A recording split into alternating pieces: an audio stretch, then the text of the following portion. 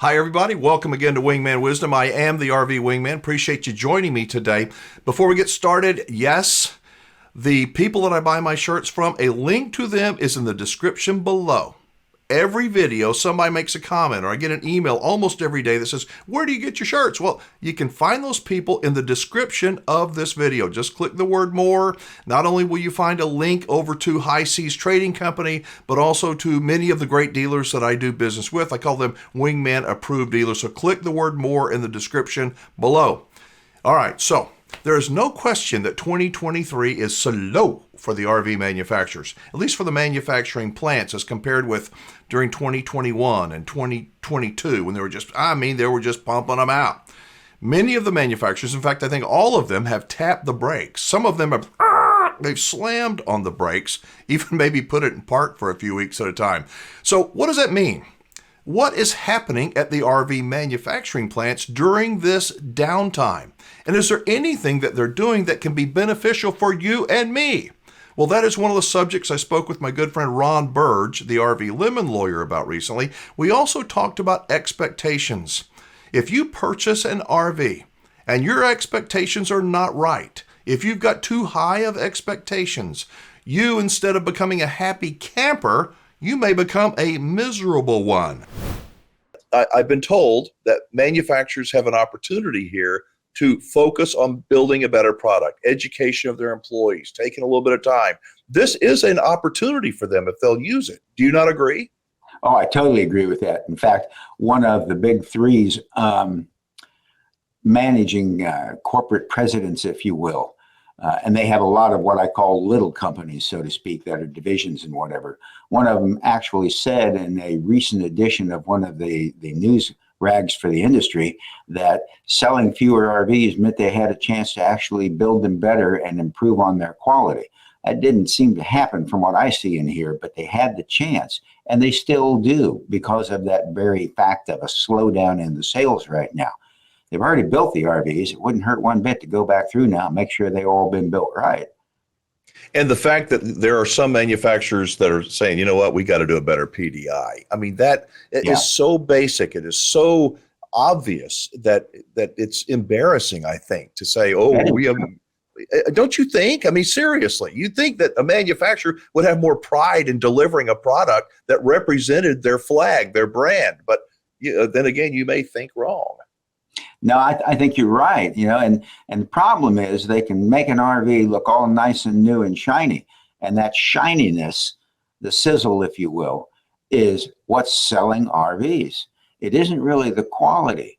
The things that happen in the industry are really sort of abysmal when it comes to the quality level of what is being built.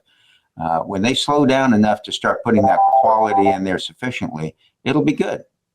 In terms of buyers' knowledge, how would you say that they have changed? Or buyers, to me, when I walk the shows, buyers are more astute. They're a little bit more calm now, and they're taking notes, and they're asking questions today that a lot of buyers during the COVID craze, as I call it, did not ask those questions. Are you seeing that the knowledge is going up? I think that it is true that they're being a little more cautious and careful about what it is that they're buying. They're still not as cautious and careful as it would pay to be, but they are being a little more attentive to the detail of it now.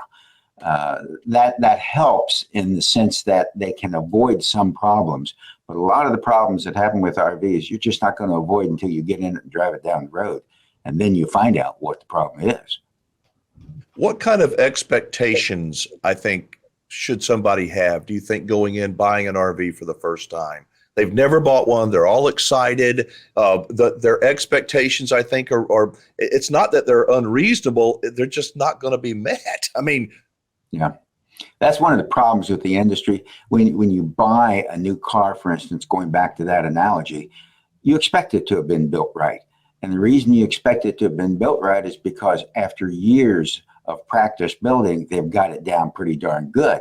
And the quality level is pretty decent with almost all new cars nowadays. But when you go to buy a new RV, the buyer has that same mentality in mind that things are built right. And that's not really the case with every RV coming out of Elkhart or anywhere else for that matter. So you got to be real cautious and look very carefully at everything. One of the problems that continues to exist is that people are buying because of that sizzle, because of the desire to have what the RV represents it can give you in terms of the freedom, the travel, and all the rest of that family time that you can't get, everything that sells a good RV. But the problem is they expect to be getting a good RV because they're paying good money for it. And that's not what's happening in a lot of cases, way too many. In terms of those expectations, before somebody buys, what kind of advice might you give? Not just buying the sizzle, if you will, the shiny object, but about visiting the service department and talking to the people in parts. And what kinds of things would you caution or at least encourage people to do?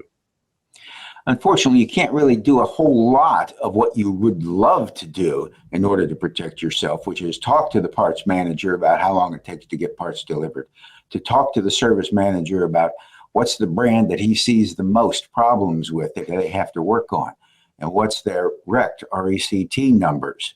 There are some dealers who still deny that such a thing even exists, but everybody in the industry, including RVIA, they all know that thing is out there. That number matters, but they won't talk about that. What you can do, I think, the only way you can protect yourself as a buyer is to go over that RV when you do the walkthrough and before very carefully. Take your time. Keep a list as you go through of anything and everything that is wrong, and do all of that before you ever sign to buy anything. So many things I want to close with today. First one is reminding you that keeping realistic expectations going into RV purchasing and RV ownership is really, really important.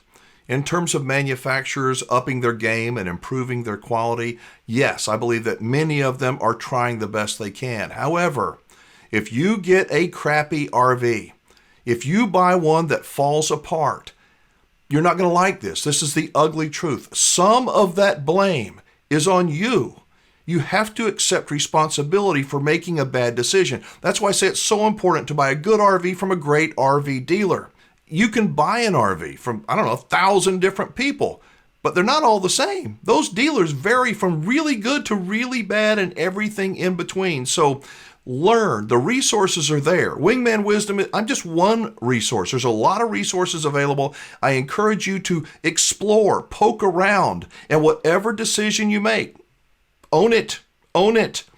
If you'd like to get more information on, anything Ron Burdge and I are talking about, if you think you have a crappy RV, and you very well could, don't go hiring a lawyer first. It's going to cost you a lot of money. You're probably going to end up being miserable. You're going to lose.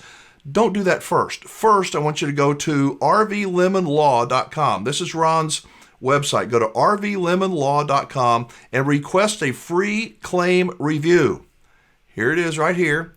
It's simple. He's got lawyers who will actually go through your situation, your name, email address, give all this information, and you have a real RV Lemon lawyer that will review your situation. You're not hiring them yet, but they will tell you, you know what, you got a pretty good case, it sounds like. Or not so much. You may not like what they say, but this is, I call it a public service message. It's a public service from a great RV Lemon lawyer to you, an RV owner. So again, it's rvlemonlaw.com. The other thing is, I have combined the free RV report for buyers and sellers, and I've expanded on it. It's a big report. If you're going to buy an RV or sell an RV, please download this report. I'm not selling anything. I don't sell your information to anybody. I don't have any affiliate links, but you can get that report. Take about a minute to do. Go to freervreport.com. Again, that along with my email address and all the other contact information for my Wingman approved dealers is in the description below, but go to freervreport.com.